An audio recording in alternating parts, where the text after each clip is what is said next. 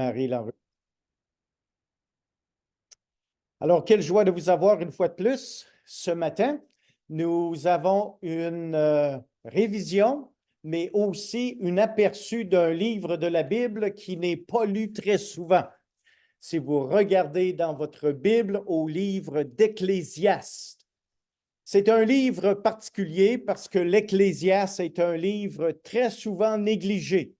Mais tout livre de la parole de Dieu a quelque chose à nous enseigner. En ce temps, en son temps plutôt, ce livre était lu annuellement durant la fête des tabernacles, la fête des Juifs qui s'appelait la fête des tabernacles. Ecclésiaste veut dire tout simplement professeur ou prédicateur. En fait, d'arrière-plan, il nous faut comprendre que le livre d'Ecclésiaste, dont je vous encourage de lire, il n'y a que environ une douzaine de chapitres, et ce serait peut-être une bonne habitude à prendre de le lire une fois par année minimum.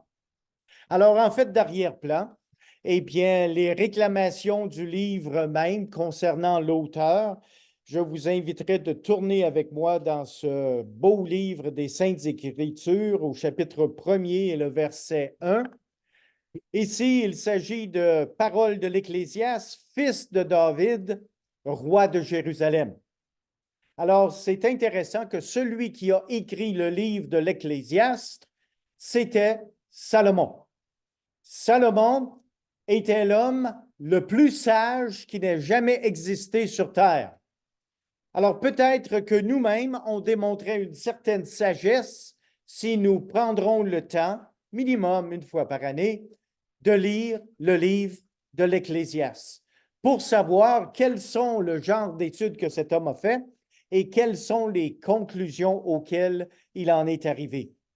Un peu plus bas dans le même chapitre, mais au verset 12, « Moi, l'Ecclésiaste, j'ai été roi en Israël à Jérusalem. » Alors, il déclare très clairement qui il est et le livre qui est devant nous. Maintenant, nous allons regarder un peu à ce que ce livre a à nous enseigner. Parce que l'opinion générale des Juifs et des croyants de l'ancien temps sont unanimes. Celui qui a écrit le livre d'Ecclésiaste, c'est Salomon, l'homme le plus sage qui ait jamais existé. Il y a une phrase clé dans ce livre et la phrase clé s'intitule « Sous le soleil ». Nous, en tant qu'êtres humains, nous pouvons observer pas mal de choses qui sont sous le soleil. Mais si nous nous en tenons à ce qui est sous le soleil, nous allons avoir des manquements aux réponses aux questions importantes de la vie. Parce qu'il nous faudra regarder au-dessus du soleil, c'est-à-dire à Dieu, pour avoir les réponses aux questions de l'éternité. Le livre d'Ecclésiaste nous donne un aperçu de la connaissance humaine lorsqu'il regarde aux réponses qui sont disponibles sous le soleil. Alors, le thème, eh bien, ici de la phrase « sous le soleil » est utilisé 28 fois à travers le livre. C'est le livre qui décrit la philosophie humaine sans Dieu. Ce livre regarde à la vie du point de vue horizontal, seulement qu'est-ce qui se passe au niveau humain. Et il ne regarde jamais à la vie lorsque nous regardons à Dieu. Et ça fait toute une différence pour nous qui sommes êtres humains. Le message du livre, eh bien, la vie humaine sous le soleil telle que vue par l'homme sans Dieu, alors que son thème à ce livre d'Ecclésiaste, c'est la futilité et la frustration de l'homme naturel. Lorsque nous considérons la situation humaine, simplement humaine, naturelle, nous n'avons pas d'espérance sans Dieu. Le livre d'Ecclésiaste nous démontre que sans Dieu, il y a beaucoup de frustration et beaucoup de futilité. La révélation du livre, eh bien, nous allons maintenant considérer à regarder certains passages.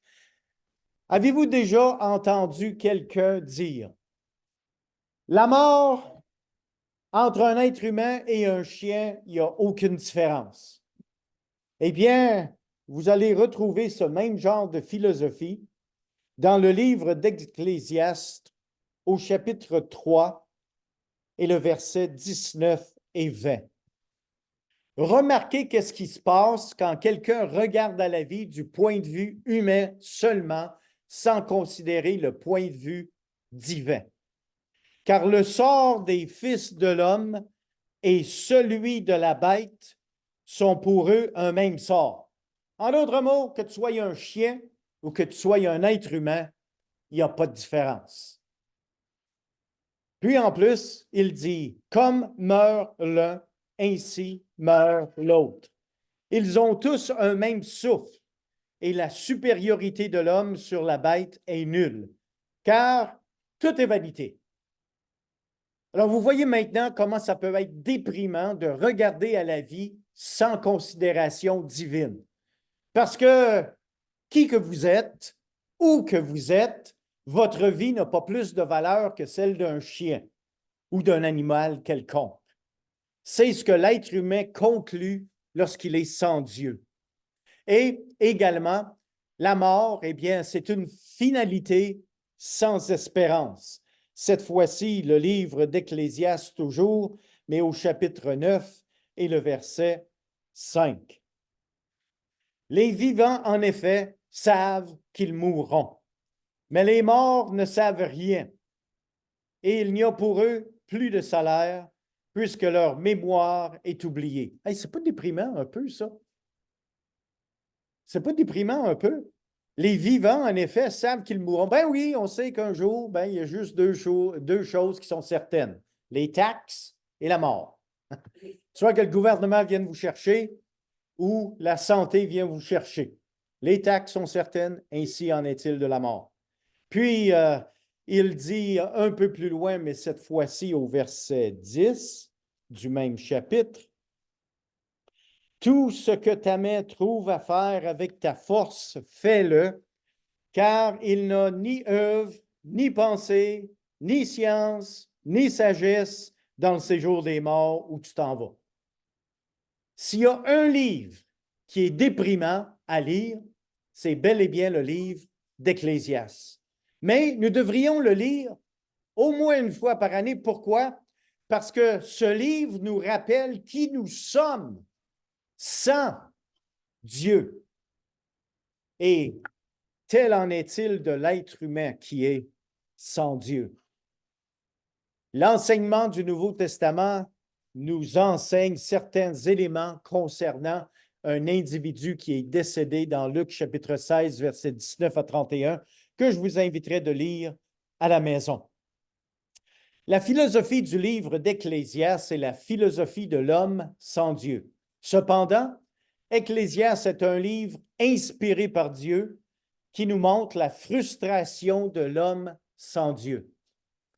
Si vous avez des amis, si vous avez de la famille qui ne connaissent pas Dieu, ils vont souvent arriver à la même conclusion humainement parlant. Aussi bien vivre pendant que je peux, parce que le jour s'en vient où je vais mourir, on va m'enterrer, je vais pourrir, et ma vie n'a pas de valeur plus que celle d'un chien. Mais ça, c'est une manière de vivre très déprimante. Les arguments sur la vie humaine présentés dans le livre d'Ecclésiaste ne sont pas les arguments de Dieu, mais ils sont les records inspirés par Dieu des arguments que l'homme sans Dieu cherche à utiliser. Et parfois, qui sait, peut-être allez-vous avoir l'occasion de partager le livre d'Ecclésiaste avec quelqu'un qui a déjà démontré ce genre de pensée dans leur vie. Le style du livre, eh bien, comme j'ai déjà mentionné, c'est plutôt dépressif et pessimiste. Le ton du livre est un ton de frustration et de gémissement. Pourquoi? Parce que nous sommes sous l'effet de la réalité sous le soleil. Et à cause de ceci, eh bien, ça prend un ton dépressif. La joie du cœur et la louange à Dieu sont absentes dans ce livre. Et ça nous parle du caractère du livre des êtres humains. Eh bien, le livre parle des choses terrestres et ne parle jamais des choses célestes. L'expression sous le soleil est utilisée 28 fois. L'expression sous le ciel est utilisée 3 fois. L'expression sur la terre est utilisée 7 fois. Et l'expression j'ai dit en mon cœur est utilisée 7 fois. Alors, juste avec la manière dont ce livre décrit l'être humain, comment l'individu se ressent sous le soleil, eh bien, c'est un ton plutôt dépressif. Ce livre présente l'homme naturel du point de vue humain sans Dieu. Eh bien, il y a certaines qualifications de Salomon dans la vie. Eh bien, il avait beaucoup de sagesse. Nous voyons ceci dans le texte de 1 Roi. Et je vous inviterai de tourner dans ce passage, 1 Roi chapitre 4 et le verset 29. Qu'en était-il de cet homme, de l'écrivain, de l'auteur, Salomon? Dieu donna à Salomon de la sagesse, une très grande intelligence et des connaissances multipliées comme le sable qui est au bord de la mer. La sagesse de Salomon surpassait la sagesse de tous les fils de l'Orient et toute la sagesse des Égyptiens. Il était plus sage qu'aucun homme, plus qu'Étan, l'Israchite, plus qu'Éman, Calcol et Darda, les fils de Malcol, et sa renommée était répandue parmi toutes les nations d'alentour. Il a prononcé 3000 sentences et composé 1005 cantiques. Il a parlé sur les arbres, depuis le cèdre du Liban jusqu'à l'hysope qui sort de la muraille. Il a aussi parlé sur les animaux, sur les oiseaux, sur les reptiles et sur les poissons. Il venait des gens de tous les peuples pour entendre la sagesse de Salomon, de la part de tous les rois de la terre qui avaient entendu parler de sa sagesse. Alors, c'est pour cette raison que nous devrions prendre au moins une fois par année l'opportunité de lire ces quelques chapitres sur cet homme, rempli de sagesse humaine, mais ceci démontre jusqu'à quel point même la sagesse humaine qui est sous le soleil ne nous donne pas l'intelligence de comprendre les vérités divines. Et il avait beaucoup de richesses, et ces richesses sont grandement énumérées dans 1 Roi, chapitre 10, verset 14 et verset 21. Alors, imaginez-vous quelqu'un qui est super, super riche, il n'y en a pas de plus riche dans le monde, et qui a une super grande intelligence, qui a également une super grande sagesse au-delà de tout le monde de son temps, et qui a le temps de dépenser ses richesses. Hey, c'est l'homme idéal, non? C'est l'homme idéal? Mais si nous demeurons avec l'homme idéal sous la sagesse, sous le soleil, nous n'avons toujours pas la réponse aux questions de l'éternité. Quelles étaient donc les expériences de Salomon sous le soleil? Eh bien, considérons un peu ce que lui-même disait dans le livre d'Ecclésias livre d'Ecclésias, chapitre 1er, le verset 1. Dans ce texte, il parle de la monotonie, la répétition et l'étude de la nature. Parole de l'Ecclésiaste, fils de David, roi de Jérusalem. Et remarquez maintenant comment il nous donne sa conclusion. Vanité des vanités, dit Ecclésias. Vanité des vanités, tout est vanité. L'homme idéal, qui s'exprime de même, n'est pas exactement l'homme idéal dans la vie maritale. Quel avantage revient-il à l'homme de toute la peine qu'il se donne sous le soleil? Ah, on ne tente pas d'aller travailler aujourd'hui. Ça ne donne rien, travail, travail, travail, tout est vanité. Oh, OK. Quel avantage revient-il à l'homme de toute la peine qu'il se donne sous le soleil? Une génération s'en va, une autre vient, et la terre subsiste toujours. Wow! L'homme idéal, ne veut pas aller travailler, ça ne donne rien. Il a juste à faire du travail, puis ça ne donne rien. La monotonie, la répétition de la monotonie. Quand tu regardes sous le soleil, c'est plate à mort, parce que tout revient jour après jour. et tout doit être recommencé le lendemain. Il a étudié, Salomon a étudié et il a obtenu des diplômes. Alors peut-être que la réponse se trouve dans l'éducation. Eh bien, toujours au chapitre 1er, mais cette fois-ci au verset 13, nous regardons cet homme très bien éduqué. J'ai appliqué mon cœur à rechercher et à sonder par la sagesse tout ce qui se fait sous les cieux. C'est là une occupation pénible à laquelle Dieu soumet les fils de l'homme. J'ai vu tout ce qui se fait sous le soleil et voici, tout est vanité et poursuite du vent. Eh bien, il y a bien des étudiants universitaires qui ont commencé leurs études, mais qui n'ont jamais terminé parce que tout est vanité.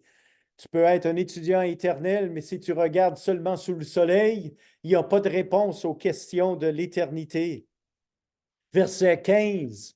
Ce qui est courbé ne peut se redresser. Ce qui manque ne peut être compté. J'ai dit en mon cœur, voici, j'ai grandi et surpassé en sagesse tous ceux qui ont dominé avant moi sur Jérusalem. Le premier de classe, et mon cœur a vu beaucoup de sagesse et de science. J'ai appliqué mon cœur à connaître la sagesse et à connaître la sottise et la folie. J'ai compris que cela aussi, c'est la poursuite du vent. Aucune réponse aux questions spirituelles n'est venue de cet homme. Il essaya les plaisirs, la festivité, les parties, si vous voulez. Au chapitre 2, versets 1 et 2, j'ai dit à mon cœur, allons, je t'éprouverai par la joie et tu goûteras le bonheur et voici, c'est encore là la vanité. J'ai dit du rire insensé, de la jalousie, à quoi sert-elle? Pauvre monsieur, pauvre Salomon, qui nous donne l'image d'un homme qui regarde seulement aux réponses sous le soleil, avec toute la sagesse qu'il avait, toutes les richesses qu'il avait, tout ce qu'il pouvait faire en fait de partir pour se donner du plaisir, ça ne répondait pas à sa satisfaction. Il essaya non seulement les plaisirs, mais il essaya la bouteille. J'ai résolu en mon cœur, au verset 3, de livrer ma chair au vin.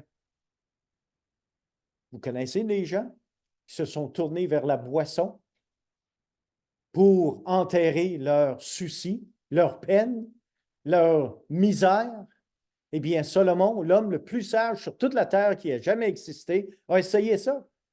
Puis il a eu une conclusion, il a dit, même ça, là, quand tu enterres tes soins dans la bouteille, vanité, des vanités, toute est vanité. Parce que la réponse ne se trouve jamais dans un fond de bouteille, peu importe le nombre de bouteilles que vous avez consommées.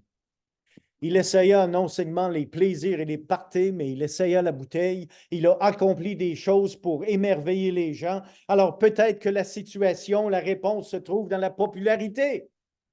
Aujourd'hui, il y a des gens qui se donnent un grand plaisir d'être populaires. Au verset 4 du chapitre 2, nous lisons ceci. J'exécutais de grands ouvrages, je me bâtis des maisons, je me plantais des vignes, je me fis des jardins et des vergers, j'y plantais des arbres à fruits de toute espèce. Je me crée des étangs pour arroser la forêt où croissaient les arbres. J'achetais des serviteurs et des servantes, et j'eus leurs enfants nés à la maison. Je possédais des troupeaux, des bœufs et des brebis, plus que tous ceux qui étaient avant moi dans Jérusalem. Même si vous êtes un grand fermier avec beaucoup de têtes de bétail, un grand jardin, eh bien, le jardin ne vous donne pas les réponses aux questions divines. Ça ne veut pas dire que vous ne pouvez pas avoir de jardin, mais ça veut tout simplement dire que sous le soleil, il n'y a aucune réponse aux questions divines. Il a essayé le jardinage, comme nous venons de lire. Il a fait l'élevage du bétail également. Il était un collectionneur d'antiquités. Avez-vous vu ça au verset 8? Je m'amassais de l'argent et de l'or et les richesses des rois et des provinces. Je me procurait des chanteurs et des chanteuses et les délices des fils de l'homme, des femmes en grand nombre. Ouh, oui, en fait, Salomon a eu 1000 femmes. Ouais. Puis il y a des gens aujourd'hui qui ne sont pas heureux dans une situation, alors ils pensent qu'en changeant de place, en changeant de femme ou en changeant de mari, que ça va être mieux. Mais souvent, la réponse n'est pas là. Salomon, l'homme le plus sage, a compris ceci. Il était un collectionneur d'antiquités. Il avait ses propres musiciens, ses orchestres. Tout est vanité et l'accumulation des choses est vanité. Alors, laissez-moi vous poser la question suivante ce matin. Combien de richesses avons-nous de besoin pour être satisfaits? La question a été posée. Et si vous regardez sous le soleil, au niveau de richesse, la réponse va souvent être juste un petit peu plus. Juste un petit peu plus. Si j'aurais juste un petit peu plus, ça irait beaucoup mieux. Mais souvenez-vous que si nous regardons seulement sous le soleil, le petit peu plus ne sera jamais suffisant. Nous devons regarder vers Dieu parce que lui seul a la réponse aux questions de l'éternité. Le point tournant et le point pivotant de la conclusion de Salomon, nous ne devons pas le manquer. Nous devons regarder au chapitre 8 et au verset 12. Remarquez, après toutes ces conclusions et cette réalisation, ce que Salomon dit au chapitre 8, verset 12. Cependant, là, il est sur le point de donner une conclusion des 11 premiers chapitres, un sommaire de tout ce que je viens vous dire. Et il dit au verset 12, cependant, quoi que le pécheur fasse 100 fois le mal et qu'il persévère longtemps, je sais aussi que le bonheur est pour ceux qui craignent Dieu, parce qu'ils ont de la crainte devant lui. Alors, les amis, si vous êtes à la recherche du bonheur, ne regardez pas aux réponses sous le soleil. Allez au-dessus du soleil. Regardez vers Dieu parce que c'est lui qui vous donne les réponses aux questions de l'éternité. Et c'est seulement en regardant vers le ciel que nous pouvons avoir vraiment le bonheur et la satisfaction dans notre cœur. Cette satisfaction qui nous permet de passer à travers les épreuves, à travers les temps difficiles, à travers tout ce qui nous arrive dans la vie sous le soleil. Nous devons tourner les yeux vers le ciel. Et le Seigneur pardonne.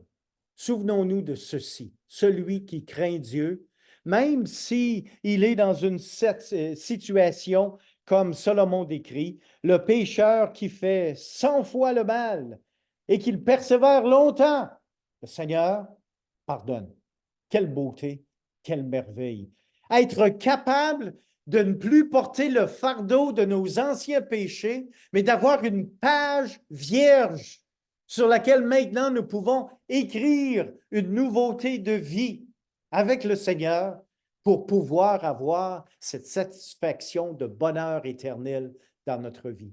Et c'est seulement en regardant vers le ciel que nous pouvons avoir cette réponse. Et un peu plus bas, en conclusion toujours au verset 13 du même chapitre, mais le bonheur n'est pas pour le méchant, et il ne prolongera point ses jours, pas plus que l'ombre, parce qu'il n'a pas la crainte devant Dieu. Si vous continuez de regarder à la réponse sous le soleil, vous n'allez jamais accéder au vrai bonheur et la satisfaction spirituelle que seul Dieu peut nous donner. Rappelons-nous de ceci. Dieu n'a pas de force policière. Vous savez, dans notre société, nous avons une force policière, que ce soit la force fédérale, le RCMP, que ce soit la force provinciale du Québec, ou que ce soit la force municipale dans certaines communautés, bien, il y a une force policière. Une force policière qui est là pour vous pogner si vous faites une infraction quelconque. OK? Mais si la police n'est pas là, vous n'êtes pas pogné. Avez-vous déjà pensé à ça? C'est une manière très médiocre de manier la vie des gens pour qu'ils restent droits. Parce que les gens peuvent s'amuser à, y a-t-il une police? Y en a-tu un au bord? Oh, je peux glisser. Je peux m'en aller. Je peux faire un petit croche-ci, un petit croche-là, mais je ne suis pas fait pogner, je suis sauf, on oublie ça, on continue. C'est pas de même que Dieu fonctionne.